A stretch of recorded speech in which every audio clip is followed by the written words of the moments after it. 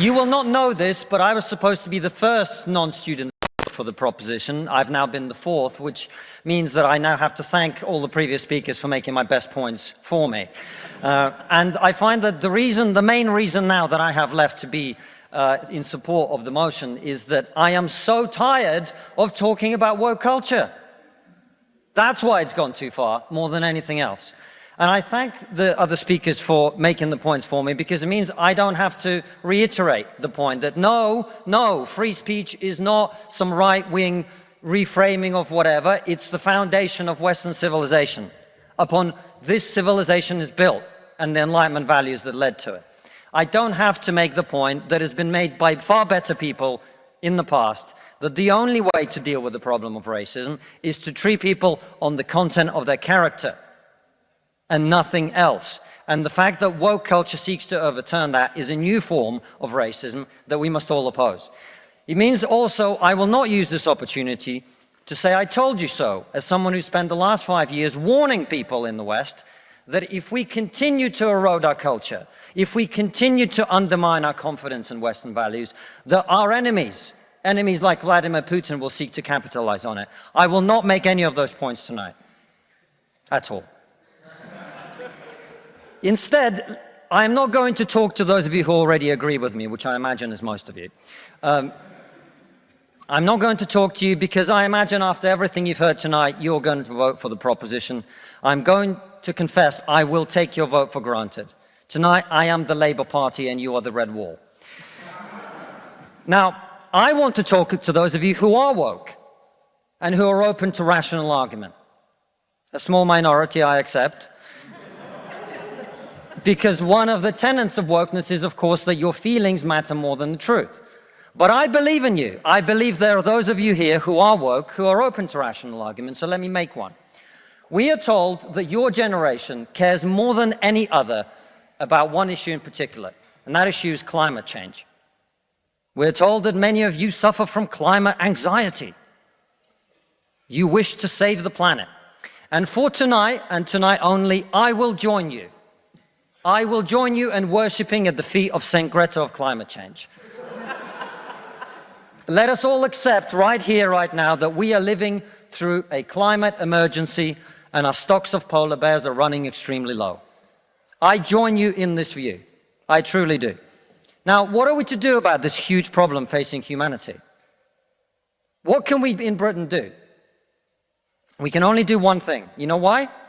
This country is responsible for 2% of global carbon emissions, which means that if Britain was to sink into the sea right now, it would make absolutely no difference to the issue of climate change. You know why?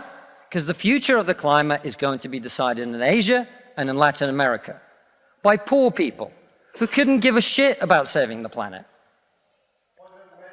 No, thank you. No, thank you. It's going to be decided by poor people in Asia and Latin America who don't care about saving the planet. You know why? Because they're poor.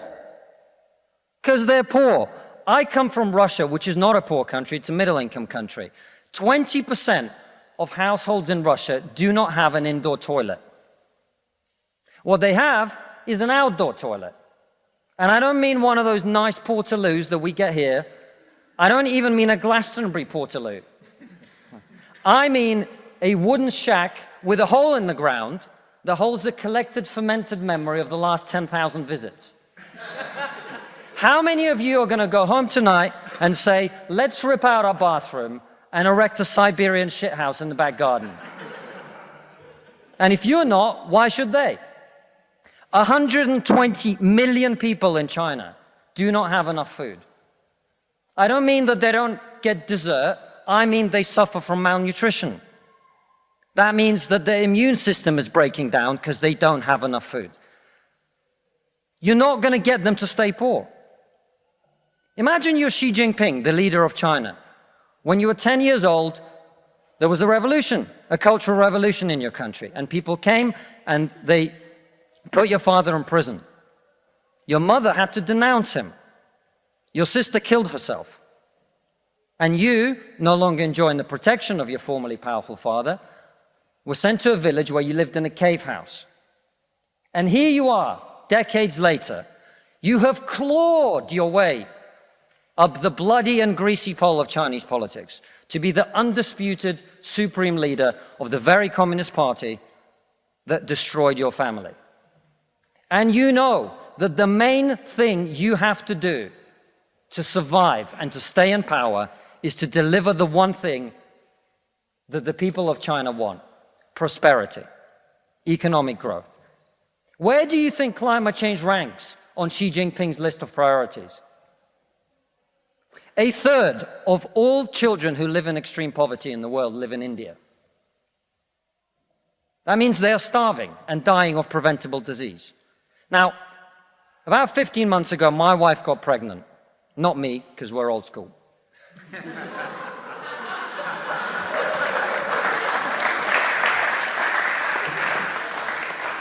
And for 9 months, we talked about what our boy would look like, what he might do when he grows up. We looked at baby scans and videos on YouTube about what the fetus looks like at 9 months and 12 months and 20 months. And eventually he was born. And he is this cute little bundle of joy. He's cuter than about 80% of puppies, right? Now, if you said to me that I had a choice, either my son had a serious risk of starving or dying from a preventable disease in the next year, or I could press a button and he would live. He would go to school. He would bring his first girlfriend home. He'd go to university and graduate and become a woke idiot.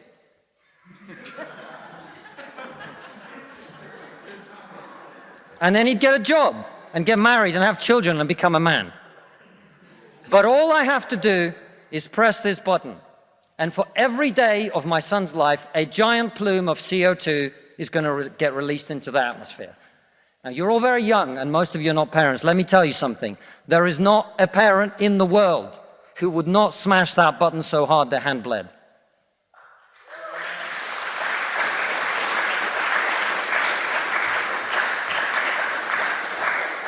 You are not going to get these people to stay poor. You're not even going to get them to not want to be richer. And so, I put it to you, ladies and gentlemen, there is only one thing we can do in this country to stop climate change. And that is to make scientific and technological breakthroughs that will create the clean energy that is not only clean, but also cheap. And no, thank you. And I want everyone to get home on time today, which is not going to happen. And the only thing that wokeness has to offer in exchange is to brainwash bright young minds like you to believe that you are victims, to believe that you have no agency, to believe that what you must do to improve the world is to complain, is to protest, is to throw soup on paintings. And we on this side of the house are not on this side of the house because we do not wish to improve the world. We sit on this side of the house because we know that the way to improve the world is to work, is to create, it is to build. And the problem with woke culture is that it's trained too many young minds like yours to forget about that. Thank you very much.